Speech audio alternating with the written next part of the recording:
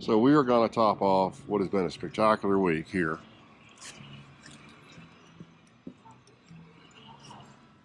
It's something I've always wanted to do.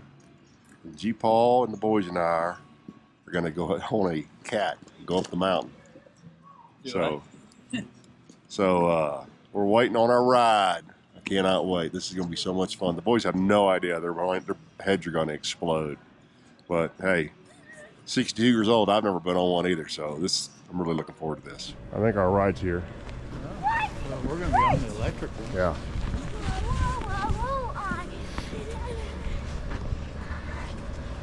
Hey, you want to go for a ride on that thing? Yes. I've never done this before.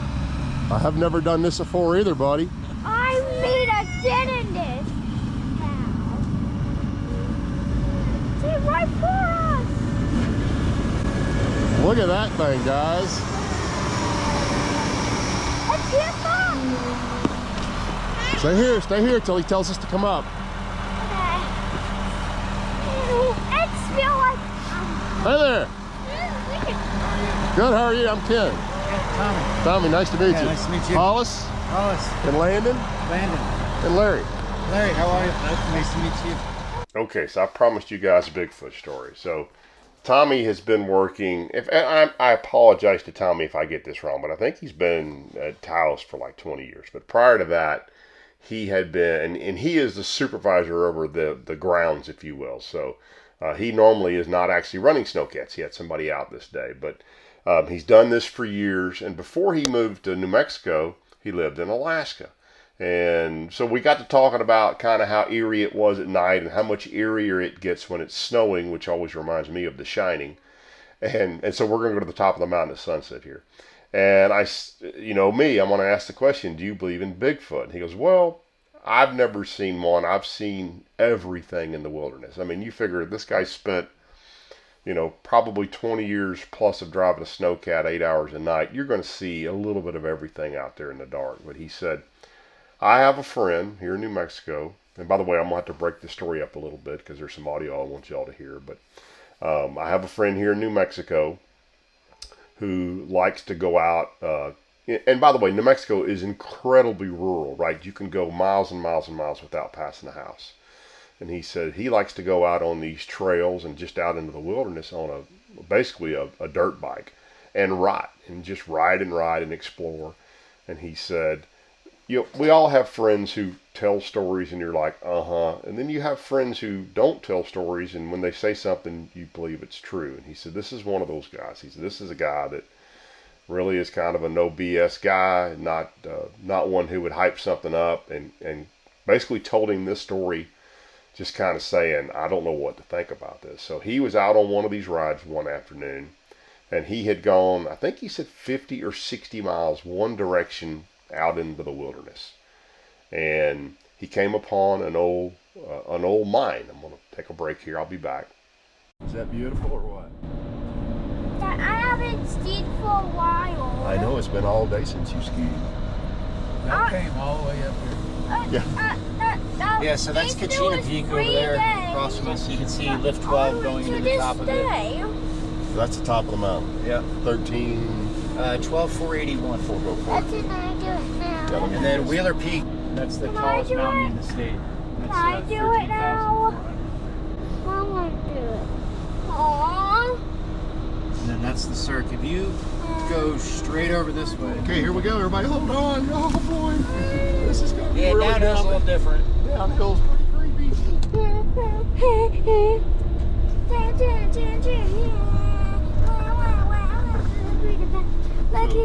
Let's do an air truck.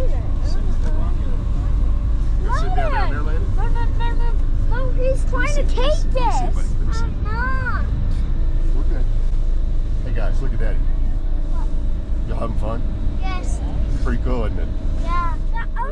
So his friend comes upon this old mine, and it basically is in the bottom of a canyon. And he said that he stops his bike, he gets off, and he said there's a bunch of old equipment, and he just likes to explore, right? He's just looking around to see what was there. And I believe in New Mexico, this probably would have been a silver mine, because if I remember right, that's kind of what was discovered. Another break here. Okay. Is there a cab light? There we go. you have a cab light? I do. Stop, Tudor. Landon, what are you doing? You are not qualified to drive this thing. Oh, yeah, we are. Okay, you got the wheel? Okay.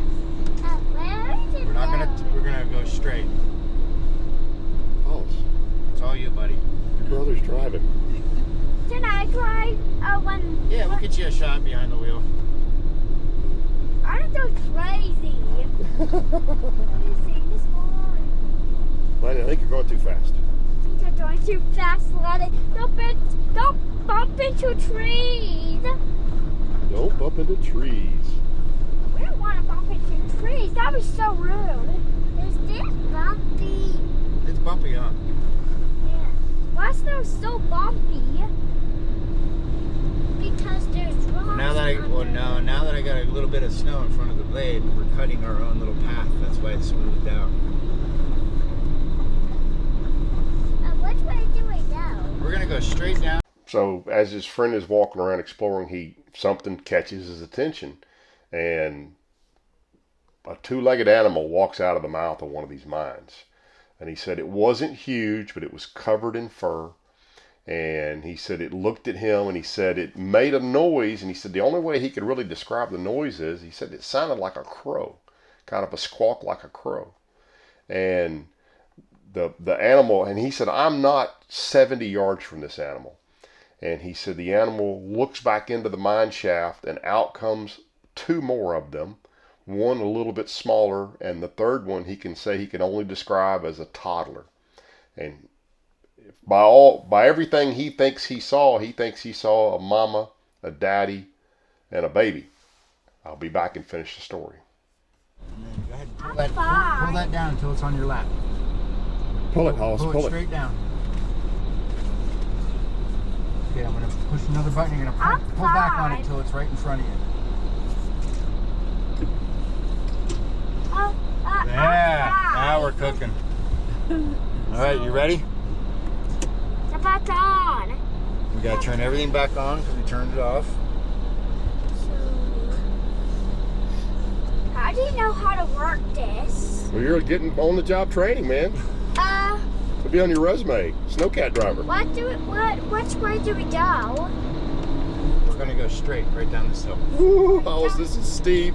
Steve. You do this right. Okay, now sit back. This movement, it doesn't take very much. Okay, so I want you to remember that. Yeah, see? Other way. Stay away from the edge. There you go. You got this. Stay away from the edge. 100% you, bro. And he says the largest of these three animals runs basically up a sheer cliff. He said it's about a 15-foot straight up this cliff, just kind of scrambles up it and turns, and the mama figure takes the toddler-sized animal and throws it to the dad, to the animal on top, and then scrambles up after it, and they're gone. And he actually is moving towards them. For some reason, this doesn't, I'd probably run the other way, but he said it just was so curious, the curiosity absolutely took over, and he went to them, and they were gone. And Tommy said it messed his friend up. He said he's not one to make up stories and tell stories to get attention, but it messed him up. And he said for many months thereafter, his friend kind of became obsessed with this. Back riding in that same area, looking, never saw any sign, never saw the animals again. And I think eventually, I mean, obviously it would make you sort of obsessed with it, right? But he said it freaked him out, and for many, many months he was obsessed with it, and eventually he realized he just had to put it behind him and go on with his life. But he said he's the kind of guy that just is not a guy that he would ever think would make up a story like that. So that's, to me, a pretty credible story, but you know me, I want to believe. So back to us finishing up our Snowcat ride. We're back. That determines how big of a bite I take. And again, it's just all doing it for years. It's the feel of the Is there a Snowcat school? Actually, Piston Bully has an online course that you can do now. And then there's also a place out in Mount Hood, Oregon that does a thing, it's a camp they have, and it's called Cutter's Camp. And teach you how to like move snow and shape things, build terrain parks. Because I mean, it basically is a combination bulldozer road grader Yeah, with a hell of a lot of controls. yeah. There's so many different settings depending on the type of snow you're dealing with. You know, kind of like Earth. I mean, Earth is Earth when you get into the soil, but Yeah. you start dealing with rock and stuff, you know, that doesn't move. Let's see what we've got real close over here. Yeah. Yeah, that quarter right there is from yesterday's grooming. Nobody really Nobody sees that sees outside. that edge. Yeah. It looks like footprints. These houses, people come out and they walk the dogs on this trail Oh, okay. after we close.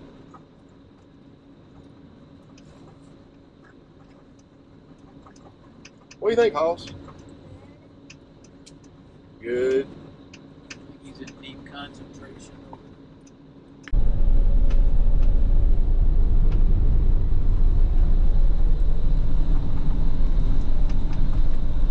This feels like a very, very new machine, is it? 2 years old. Okay. Still has the new Snowcat smell. Yeah, they all, I mean, some smell like food. Sometimes you get into, like, if you're Yeah. running the second shift and the guy's eating teriyaki before Right, you. yeah. Who had fish? So how long is each shift? 8 hours. 8 hours? And y'all run 2? We run 2 shifts. So, important So you question. have 4 cats on each shift, so Yeah. 8 cats to cover the whole hill. What? Here we go, Hollis. Down to mama. Coming in. Whoa! How do I control this foot? That foot controls nothing but where Daddy goes. Maybe we're done that one. Look at the snow you're moving. It's been skied off right there. Yeah. This foot is broken. Now, how are we gonna see? We're gonna go have some dinner, buddy. Dad, how are we gonna see where we're gonna get dinner? We're getting fancy service right up to the restaurant, just about.